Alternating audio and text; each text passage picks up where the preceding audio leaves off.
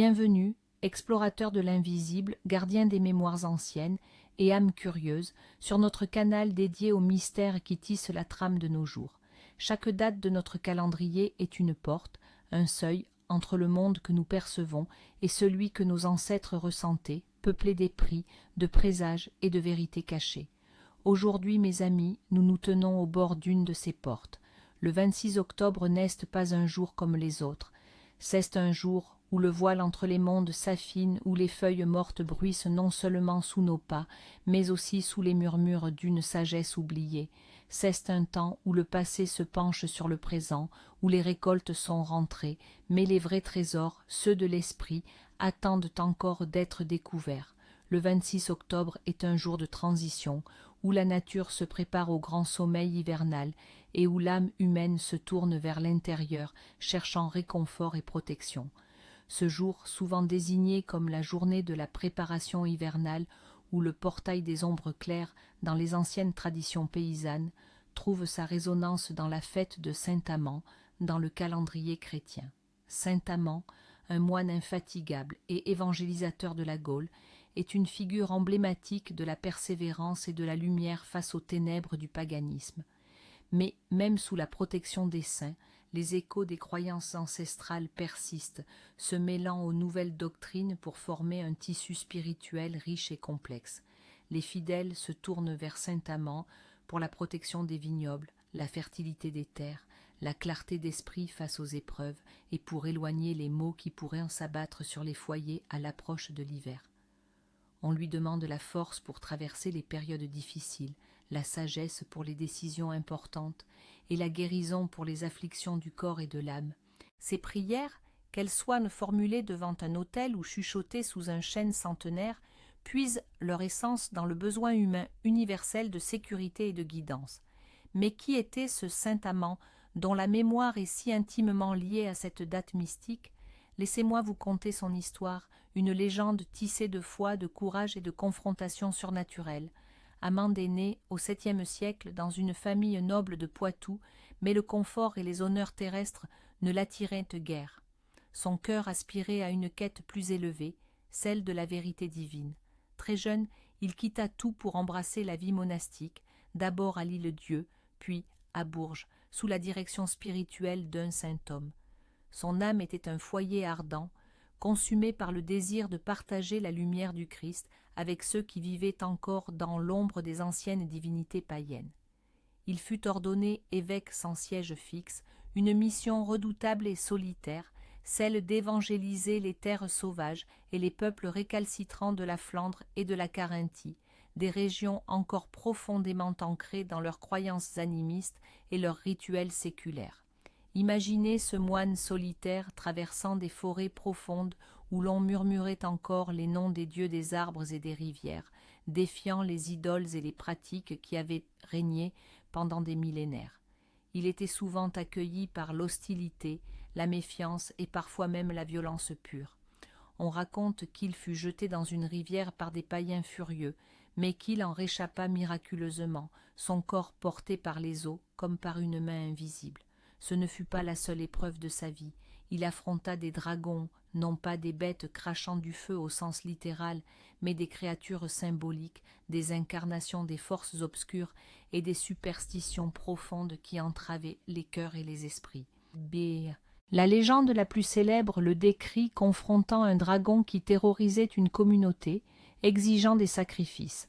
Amand, armé de sa seule foi et d'un crucifix, se serait avancé sans peur, aurait dompté la bête par la puissance de sa prière et l'aurait chassé pour toujours de la région, libérant ainsi les habitants de leur peur et de leurs servitudes ancestrales. Ce dragon était sans doute une métaphore des croyances païennes, des forces de la nature non comprises et craintes, que saint Amand, par sa persévérance et sa capacité à établir des communautés monastiques, a su apprivoiser et transformer, apportant une nouvelle forme de spiritualité qui respectait la terre tout en la sublimant. Il fonda de nombreux monastères qui devinrent des phares de culture et de foi, des centres où l'on apprenait l'agriculture, la vigne et la brasserie, d'où son patronage pour ses activités.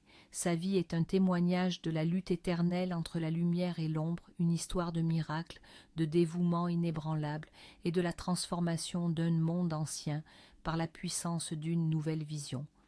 À présent, tournons notre regard vers les signes de la destinée, ces indices que l'univers nous envoie, particulièrement en ce jour si particulier. Les prédictions du jour, chuchotements de la nature et réflexions du foyer. Le 26 octobre est un jour riche en présages, où la nature et le quotidien nous parlent à travers des signes subtils pour qui sait les interpréter. Pour le temps et les récoltes. Si Saint-Amand est pluvieux, l'hiver sera doux et heureux.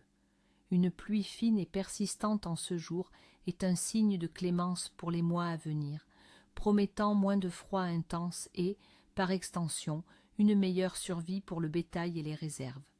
Vent d'est à la Saint-Amand annonce un hiver mordant. Si le vent souffle de l'est, préparez-vous à des gelées précoces et à des températures rigoureuses, un signal pour sécuriser les provisions et renforcer les abris. Brouillard épais le matin de la Saint-Amand, promesse de neige abondante avant la fin de l'année. Un voile blanc sur les champs et les forêts indique que la nature accumule l'humidité nécessaire pour de fortes chutes de neige, cruciales pour les récoltes futures. Si les oiseaux migrateurs tardent à partir, l'hiver sera long et clair. La persistance de certaines espèces d'oiseaux est un indicateur que les conditions climatiques resteront douces plus longtemps, mais que le froid, une fois installé, durera. Les dernières pommes encore aux branches annoncent une bonne année de semences. Des fruits qui tiennent bon malgré le froid naissant sont le signe d'une grande vitalité de la terre, promettant une abondance pour la saison prochaine. Pour le foyer et la fortune. Trouvez une pièce de monnaie, face contre terre, fortune à venir sans déplaisir. Si vous trouvez une pièce en ce jour, ramassez-la discrètement. Elle symbolise une opportunité inattendue ou une petite amélioration financière, à condition de ne pas l'avoir cherchée avidement. Le chat qui se frotte aux meubles avec insistance protège le foyer de l'indigence. Le comportement affectueux et marqueur du territoire de votre félin est un signe que votre maison est protégée des privations et des soucis matériels. Un feu qui pétille sans cesse dans l'âtre éloigne les mauvaises ondes et la misère. La vivacité des flammes est un signe de bonne énergie, de chaleur protectrice, repoussant les influences négatives et assurant le confort du foyer. Égarer un objet précieux et le retrouver rapidement, signe de chance inattendue. Cette petite épreuve de mémoire et sa résolution rapide sont interprétées comme une bénédiction, indiquant que des soucis plus grands seront également surmontés avec succès. Les songes de cette nuit, message de l'au-delà. La nuit du 26 octobre est une période propice aux rêves prophétiques, où les symboles prennent une acuité particulière. Prêtez attention aux images qui traversent votre esprit endormi. Rêver de feuilles d'automne tombantes symbolise le lâcher-prise, la fin d'un cycle et la préparation à un renouveau. C'est un signe qu'il est temps d'accepter le changement et de se délester de ce qui ne vous sert plus. Voir des chemins ouverts ou des portes indique de nouvelles opportunités ou des décisions importantes à prendre. Si le chemin est